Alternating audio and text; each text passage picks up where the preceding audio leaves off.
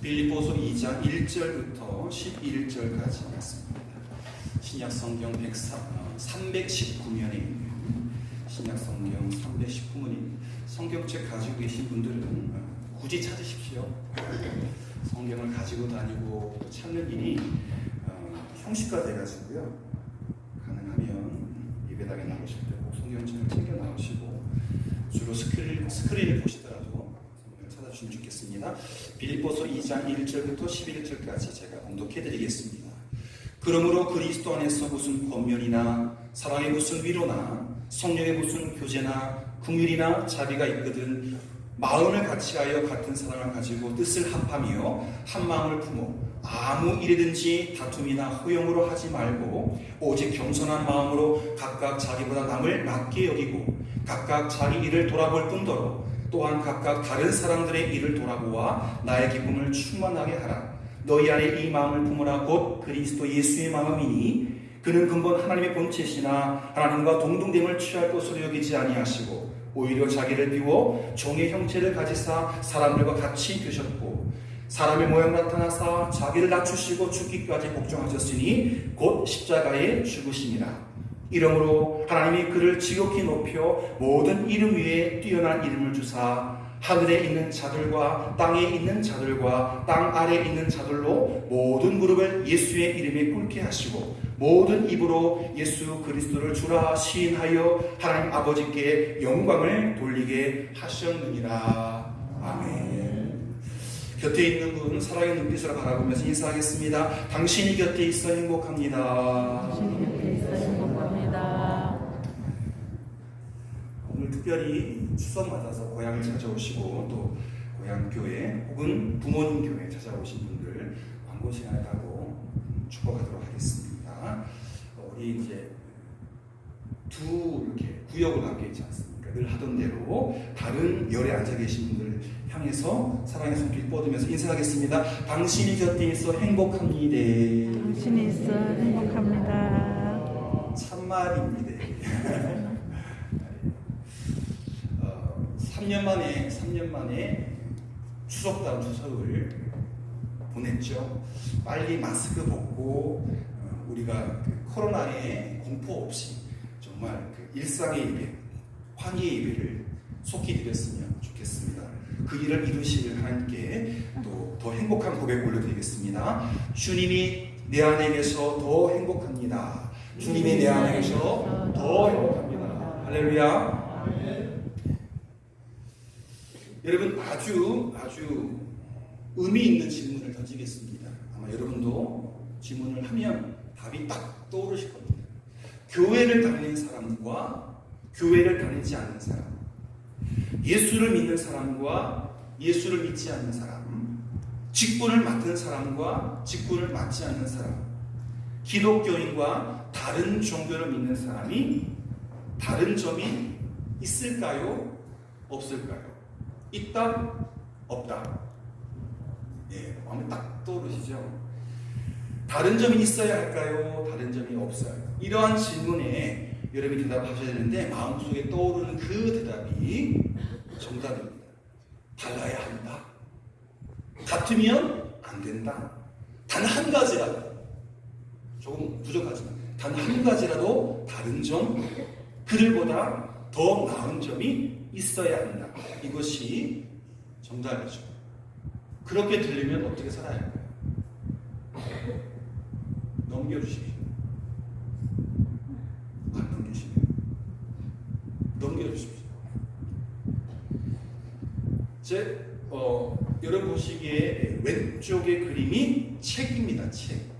잘 안 보여서 책 제목이 예수님이라면 어떻게 하실까? 라는 책입니다. 굉장히 기독교인이 많이 보는 베스트셀러입니다. 실제로 미국 조합교회에 아마 그 영어 이름을 번역하다 보니까 미국 조합교회의 담임 목사이신 찰스 몰로 쉘던이라는 목사님께서 1896년에 쓰신 소설인데요. 제목이 예수님이라면 어떻게 하실까? 기독교 소설입니다. 교인들만 있습니다. 여러분 읽으셨습니까? 제가 대충 말씀드릴 테니까 집에 가서 책을 사시든지 요즘에 책 안 사도 또 구할 수 있잖아요. 꼭 읽어보시기 바랍니다. 책 내용입니다. 19세기 말에 미국에서 철도 도시로 소문난 레이먼드 시에 제1교회가 있었습니다. 우리로 표현하자면 레이먼드 제1교회. 제가 울릉 제1교회 있었거든요. 뭐 포항 제1교회. 우등가는 상징적인 교회가 더 퍼스트라는 이름을 붙이지 않습니까? 레이먼드 제1교회에 있었는데 그 교회 담임 목사가 헨리 맥스웰 목사입니다. 소설이에요. 실제 생각 안 됩니다. 그런데 어느 날 인쇄소에서 기술공으로 일했던, 그러나 지금은 그 일자리를 뺏긴 실직자가 목사님을 찾아와서 상담을 전했습니다. 막 1시간 넘게 계속 자신의 이야기를 하는데 이 목사님이, 헨리 맥스웰 목사님이 인쇄공, 기술공으로 일하다가 실직한 그분에게 신앙적인 상담을, 제대로 된 상담을 해줄 수가 없어서 쩔쩔매다가 빈손으로 그를 돌려버렸습니다. 다음 주에 그 실직자가 다시 찾아와서 교회 무관심과 또 목사님의 무관심을 송투하다가 갑자기 혼절했습니다. 제가 통제할게요. 넘기시면 안 됩니다. 미리 넘기시면 안 돼요. 제가 넘길게요.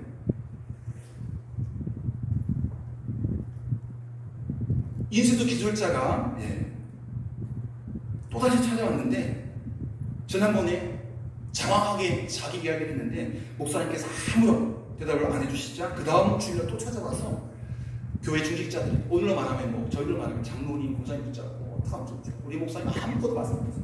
그 목사님께서 다시 한번 자신의 그 아픔을 송투하다가 기절했는데, 오늘로 표현하면 일부에 실력하시다가 돌아가셨습니다.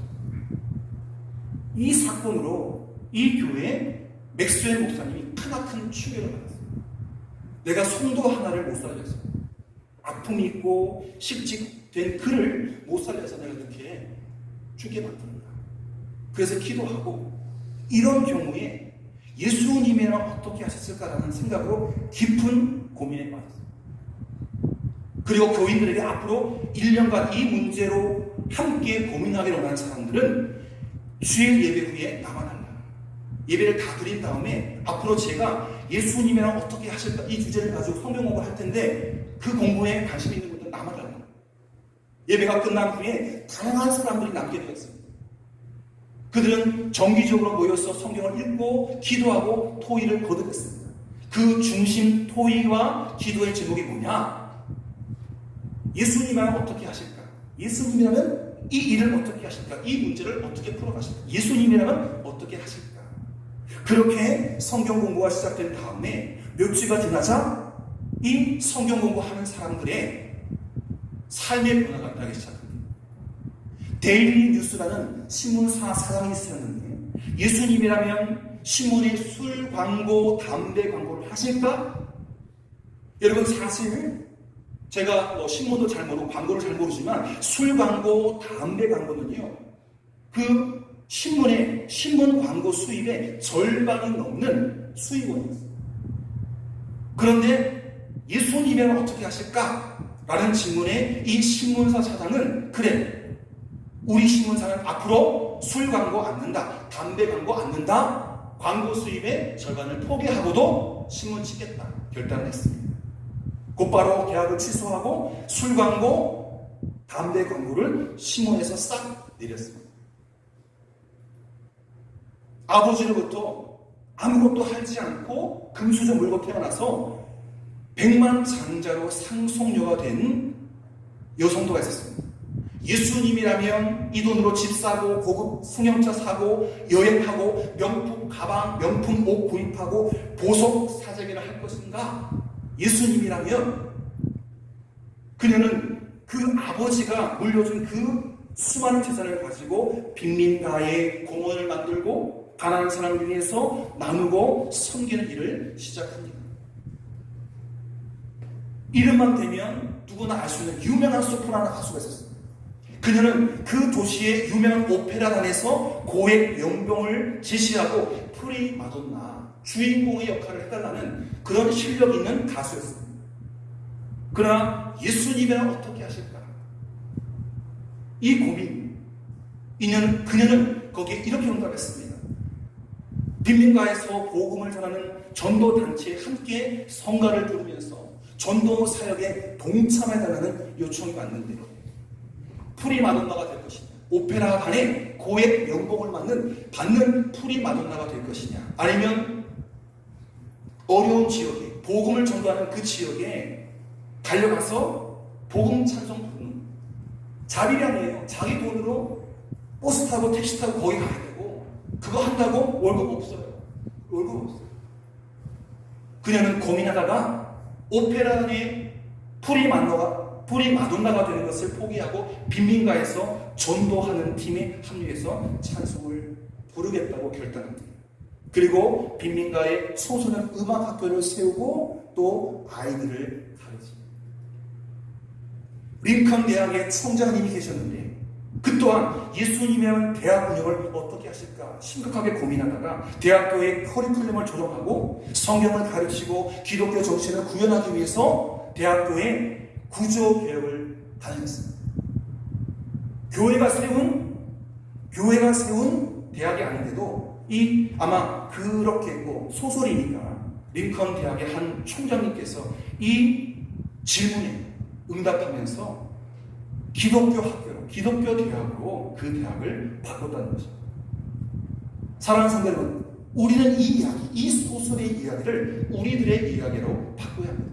예수님이라면 어떻게 하실까? 예수님이라면 오늘 어떻게 살아가실까? 그런 생각을 하실까? 그런 말을 하실까? 그걸 먹으실까? 그것을 피울까? 그것을 마실까? 그런 사람들을 만날까? 그런 행동을 할까? 그렇게 일처리를 하실까? 예수님이라면 어떻게 하실까? 사도 바울은 이 문제를 푸는 열쇠를 가르쳐주고 있습니다. 그것은 바로 오늘 본문 2장 5절의 말씀입니다. 다 같이 이 말씀을 함께 읽어보겠습니다. 시작! 너희 안에 이 마음을 품으라. 곧 그리스도 예수의 마음이. 지금 여러분의 마음에 누구의 마음이 있습니까? 내 마음입니까? 예수의 마음입니까? 내 마음이죠. 문득 물어보면 생각이 없어서 또 내 마음이 장착되어 있어요. 저도 마찬가지예요. 이렇게 도전하니까 내 마음은 비우고 예수 마음을 채워드리는데 그게 쉬운 게 아니거든요. 주경학자들은 이 구절, 너희 안에 이 마음을 품으라, 이것을 너희 안에 이 생각을 가져라, 너희 안에 이 정신을 가져라 라는 뜻으로 해석했습니다. 여러분, 품으라, 마음을 품으라, 이 표현은 아주 적절한 표현입니다. 여러분, 독사의 알을 품으면 뭐가 나올까요? 알을 까고 독사가 나오죠. 달걀을 품으면 뭐가 나올까요? 삐약삐약 병아리가 나옵니다. 사탄의 마음을 품으면 뭐가 나올까요? 악한 일과 악한 생각과 죄악된 일이 터져나옵니다. 그러나 예수님의 마음을 품으면 착한 일, 선한 일, 좋은 일, 신령한 역사가 일어나는 줄 믿습니다. 독사의 알, 닭의 알, 사탄의 마음, 예수의 마음, 무엇을 품어야겠습니까? 여러분, 갈라디아서 5장 10절에 보면 나는 너희가 아무 다른 마음을 품지 아니할 줄을 주 안에서 확신하노라. 다른 마음을 품지 말고 무슨 마음을 품어라? 예수님의 마음. 그 다른 마음과 하나가 나의 마음, 내 욕심, 내 생각, 내 의지, 내 고집. 너희가 아무 다른 마음을 품지 아니할 줄을 확신하노라. 예수님의 마음. 여러분, 사람의 마음이 있는 위치를 이과생들은 머리에 있다, 그러나 문과생들은 가슴에 있다. 저는 어디 있다고 표현할까요? 저는 가슴에 사람의 마음이, 생각이 있다고 생각합니다. 여러분, 사람의 마음이 생각하기에 따라서 뇌라고 하는 사람도 있고 또 심장이라는, 마음이라는 사람도 있습니다.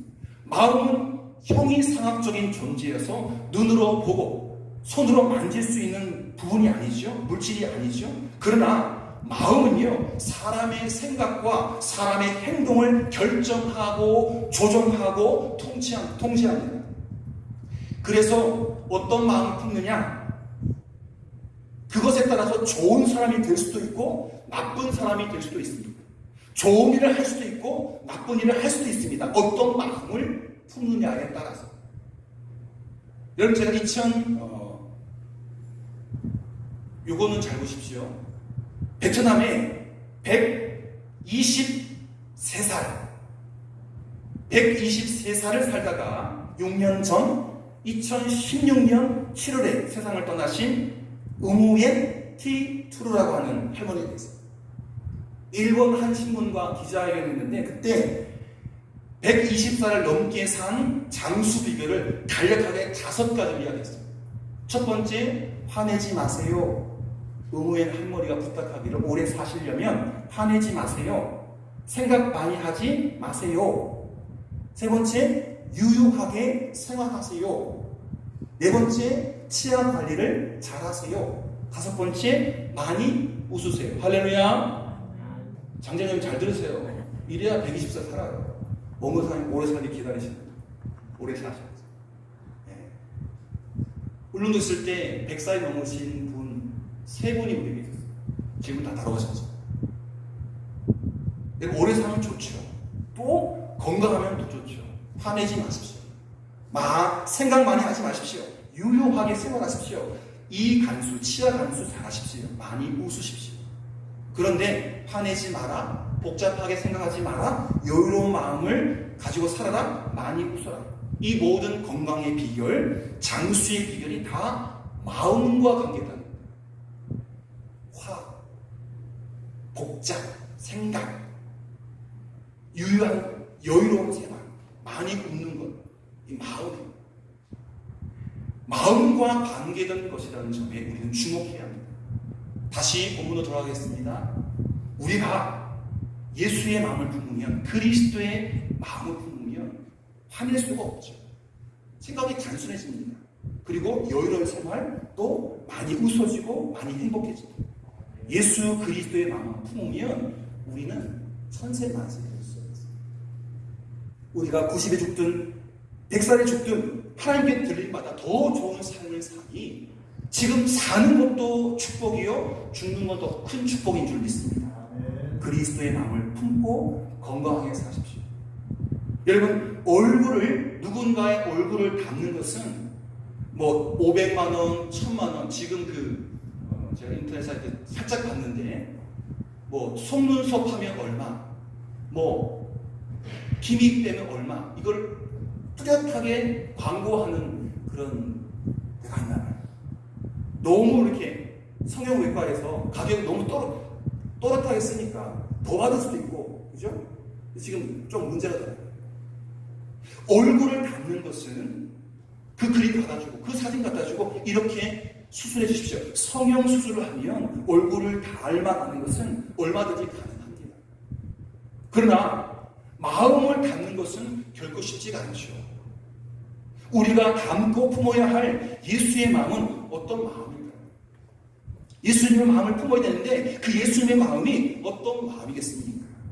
성도 여러분, 오늘 본문 6절부터 8절까지 말씀을 다시 주목해 보시기를 바랍니다. 그는 근본 하나님의 본체시나 하나님과 동등됨을 취할 것으로 여기지 아니하시고 오히려 자기를 비워 종의 형체를 가지사 사람들과 같이 되셨고 사람의 모양을 나타나사 자기를 낮추시고 죽기까지 복종하셨으니 곧 십자가에 죽으심이라. 아멘. 여러분, 사람이 하나님이 될 수도 없고 하나님처럼 행세해도 안 됩니다. 하나님이 사람이 되신다는 것은, 사람의 모양으로 이 세상에 오신다는 것은 하나님의 하나님됨을 포기하는 것입니다. 아버지가 또는 어머니가 신생아가 될 수 없는 거죠. 엄마 뱃속에 태아가 될 수 없는 거죠. 그렇게 꼭 끌어갔었습니까? 못하잖아요. 하나님이 사람이 된다는 것, 사람의 모양으로 우리 곁에 오신다는 것, 하나님께서 하나님됨을 포기하는 거죠. 무진장 낮추고 무진장 자기를 줄인 거예요. 그런데 하나님의 마음이 이 일을 결단하십니다. 왜 하나님께서 사람이 되셨을까요? 8절 끝부분 보면 자기를 낮추시고 죽기까지, 십자가에서 죽으시기까지 자기를 낮추셨어요. 자기를 비우셨어요. 자기를 버리셨어요. 여러분, 사람은 살기 위해서 태어납니다. 살기 위해서 젖을 먹고 밥을 먹고 돈을 벌고 출세하고 성공을 바라봅니다. 살기 위해서 일하고 심지어 전쟁도 싸움도 불사합니다. 그런데 예수님은 하늘보다를 버리시고 땅으로 내려오시고 죽기까지 복종하시고 십자가에서 죽으셨습니다. 바울은 이 마음을 예수님의 마음이라 하면서 이 마음을 품으라. 그 마음이 뭘까요? 낮아지신 마음. 여러분, 한 나라의 여왕이 돌아가지 않았습니까? 왕의 마음이 아니라, 여왕의 마음이 아니라 하인의 마음, 종의 마음, 아이의 마음, 낮아진 마음, 이 마음을 품어야 하는 것입니다. 솔직히 이런 마음 품는 게, 그리스도의 마음 품는 게, 낮아진 마음 품는 게 쉽겠습니까? 예수님의 삶을 담는 게 쉽겠습니까? 결코 쉽지 않습니다. 그러나 어렵다고 팽개치고 다른 마음을 품으면 예수님의 사람이 아니라는데 우리의 문제가 있고 우리의 고민이 있습니다. 사람의 마음이 만들어내는 감정은요, 전염이 되고 이입이 됩니다.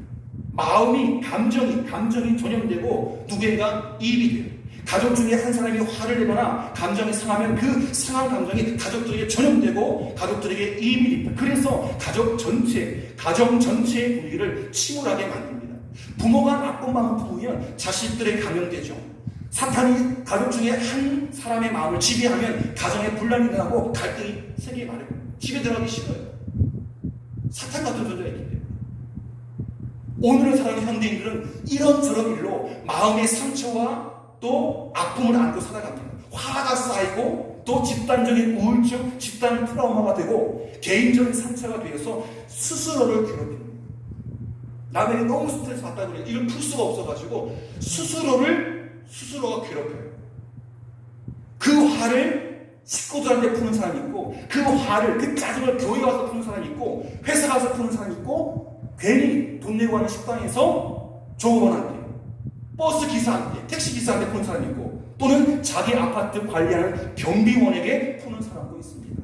못난 사람들이죠. 그런데 그게 저절로는 안 풀어지니까 힘없는 사람, 내가 돈 조금 주면 어찌할 수 있는 사람들에게 막 푸는 거예요. 여기저기 둘러보고 풀 곳이 없다고 생각하는 사람은 자신한테 풉니다. 그 방법은 뭘까요? 화를 자신에게 푸는 방법. 그게 자학이고 자해고 심지어는 자살입니다. 여러분, 그렇게 한다고 문제가 풀립니까? 사건이 해결됩니까? 절대로 안 돼요. 우린 여기서 이렇게 접근해야 해요. 다시 한번, 예수님이라면 이때 어떻게 하실까? 예수님이라면 여기서 어떻게 하실까? 예수님이라면 이 일을 어떻게 하실까? 그리고 성난 마음, 화난 마음, 분노로 들뜨는 내 마음을 내려놓고 예수님 마음 품기를 연습해야 합니다. 이럴 경우에 예수님 어떻게 생각하실까? 예수님이라면 어떻게 이 일을 처리하실까? 고민하면서 살아가야 한다는 것입니다. 그렇다면 예수님이 낮추시고 죽으시고 다 주시고 그걸로 예수님의 인생, 예수님의 삶이 끝났습니까? 아닙니다. 오늘 본문에 보시면 낮추고 죽고 다 주셔서 끝났다가 아니라 그 다음에 반전이 있습니다. 여러분, 본문 9절부터 11절 주목해 보시기 바랍니다. 이러므로 하나님이 그를 지극히 높여 모든 이름 위에 태어난 이름을 주사 하늘에 있는 자들과 땅에 있는 자들과 땅 아래에 있는 자들로 모든 무릎을 예수 이름에 꿇게 하시고 모든 입으로 예수 그리스도를 주라 시인하게 하셨느니라. 여러분, 나사렛 목수의 아들로 오신 예수, 서민의 아들 예수, 천대받았던 예수, 죄인으로 판결받고 십자가에 못 박혀 죽으신 예수, 그 예수를 모든 사람이 하늘 위에 이 땅에 또 땅 밑에 모든 생명들이 그를 주님이라고 부르게 만들었다는 것입니다. 지금도 그렇게 부르고 있고 앞으로도 그렇게 부를 것입니다. 주님, 죄인으로 판결받고 십자가에서 못 박혀 죽으신 예수가 하나님께서 높이셨기 때문에, 영광을 받으셨기 때문에 아름다운 이름이 된 것입니다. 아름다운 존재가 된 것입니다. 이 사실은 우리에게 무엇을 교훈해 줍니까? 무엇을 배워야 합니까? 예수의 마음을 품어라. 예수님을 닮아라. 닮고 품지 못하면 흉내라도 내어라.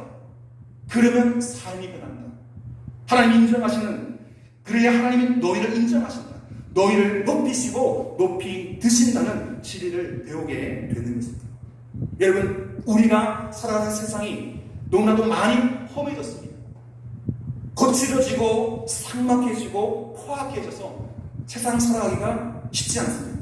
그러나 예수님이라면 지금 여기서 어떻게 하실 것인가를 심사숙고하는 예수님 마음 품기 운동을 한다면 내가 변하고 가정이 변하고 교회가 변하고 이 나라 이 민족이 변하고 또 세상이 변할 것입니다. 여러분, 17세기 이탈리아에서 태어나 현악기를 만드는 장애로 유명한 안토니오 스트라디바리라는 악기 명장이 있어요. 그는 평생 동안 1100여 개의 바이올린과 비올라와 첼로, 현악기를 만들었습니다. 1100개. 그런데 바이올린 같은 경우에는 금액이 어마어마해요. 현재 전 세계에 남아있는 바이올린, 비올라, 첼로가 한 600여 개인데 바이올린 540여 개, 비올라는 12개, 첼로는 약 50개. 하지만 실제 연주에서 사용되고 있는 것은 통틀어서, 새 악기 통틀어서 50여 개에 불과하다고 합니다. 특히 그가 만든 스트라디바리우스 바이올린은 현재 시가로 수백억 원 이상을 호가하지만 살 수 있는 악기가 아니에요. 그걸 가지고 있는 나라에서 출중한 바이올리니스트에게 선물합니다. 살아있는 동안, 연주하실 동안 그냥 무상으로 들려줘요. 수백억짜리. 그 악기를 소유한 사람이 세계적인 바이올리니스트 이츠하크 폴먼이라는 사람, 조슈아 벨이라는 사람, 우리나라의 정경화 씨 등이 스트라디바리우스 악기를, 바이올린이든지 첼로든지 악기를 소유하고 그걸 연주합니다. 여러분, 400년이 지난 지금도 신비한 소리를 내는 이유가 뭘까요? 바이올린을 만든 나무에 있다고 합니다. 여러분, 바이올린은요, 앞판을 만드는 나무와 뒷판을 만드는 나무가 달라요. 뉴스처럼니까 똑같게 느껴지죠. 앞판은 가뭄비 나무, 뒷판은 단풍 나무. 여러분, 보통 나무가 아니고 극심한 한파 속에서 느리게 자란, 천천히 자란 극심한 한파 속에서 보통 나무를 가지고 만든 거 아니에요. 400년이 지난 지금도 명품으로 신비한 소리를 내는 악기여서 유명세를 타고 있습니다. 흔히 볼 수 있는 오동나무, 은행나무, 버드나무는 명품 악기의 소재가 되지 못합니다. 느리게 자라는 나무, 눈보라와 비바람을 맞추고 추위에 떨면서 천천히 자란 나무가 명품 바이올린을 만드는 소재가 된다는 것을 여러분 주목해 보시기를 바랍니다. 오랜 시련을 견뎌야 아름다운 명품 악기가 되는 것입니다. 여러분, 우리 중에 누군가 가족 중에 한 사람이 겪고 있는 심각한 질병 때문에 눈보라를 맞고 있는 사람이 있습니다. 경제적인 어려움이나 사업 부진으로 한파를 겪는 사람도 있습니다. 그러나 이러한 인생의 눈보라와 폭풍을 만났을 때 이렇게 생각하시길 바랍니다. 하나님이 나를 명품으로 만드시기 위해서 지금 깎고 다듬으시고 흔들고 키우시는구나. 추운 겨울을 주시는구나. 감사합니다. 하나님, 이 겨울을 잘 견디겠습니다. 이 태풍 잘 견디겠습니다. 잘 참겠습니다. 그러면서 예수님의 마음을 생각하시기 바랍니다. 주님은 십자가를 참으시고 견디시고 거기서 죽으셨습니다. 그러나 전 세계가 그 이름을 부르고 무릎 꿇고 지금 찬양하고 있지 않습니까?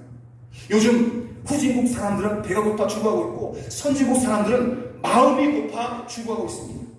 마음이 고프지 않고 넉넉하고 풍요로워지려면 예수님의 마음을 품어야 합니다. 여러분, 예수님의 마음과 사탄의 마음은 빛과 어둠처럼 전혀 다릅니다.